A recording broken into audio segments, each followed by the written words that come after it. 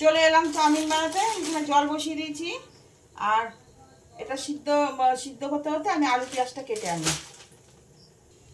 জলটা ফুটে গেছে, এবার দিয়ে দিলাম আলু পেঁয়াজ লঙ্কা টমেটো সব কেটে নিলাম। আলু পেঁয়াজই ঘরে আছে, অন্য সবজি থাকলে একটু ভালো হতো, গাজর তারপরে বিন ঠিন এসব কিছু নেই।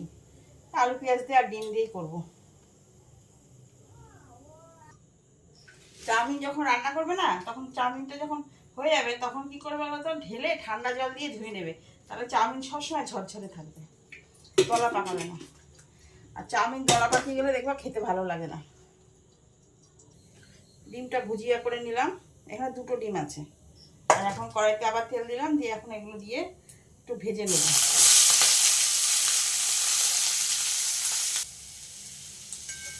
ভাজা হয়ে গেছে এটা। এখন চাউমিনটা দিয়ে দেবো, ডিম দিয়ে দেবো, সব কিছু দিয়ে একটু মিষ্টি দেবো, দিয়ে ভালো করে নাড়াচাড়া করবো। আর যখন খাবে তখন সস দিয়ে খাবে, এখন সস দেবে না। টেস্ট করে দেখি লবণ টবণ ঠিক আছে নাকি।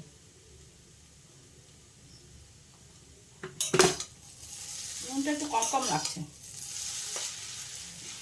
হালকা করে একটু লবণ দিই।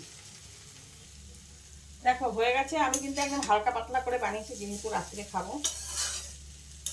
একটুখানি ছিল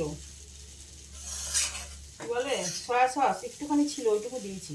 চাউমিনে একটু সয়া সস দিলে খেতে ভালো লাগে। আর হয়ে গেছে এটা, এখন একটু ঢেকে রাখবো, কারণ এখনো বাড়িতে আসেনি, আসলে দিয়ে দেবো। আর তোমার গ্যাসটা নিভিয়ে দিই, আর শসা পেঁয়াজ রেডি করে রাখি। যে খেতে খুবই ভালো, ভালো আছে, দারুণ, সব ঠিকঠাক আছে তো? ওকে। আচ্ছা ঠিক আছে, খাও।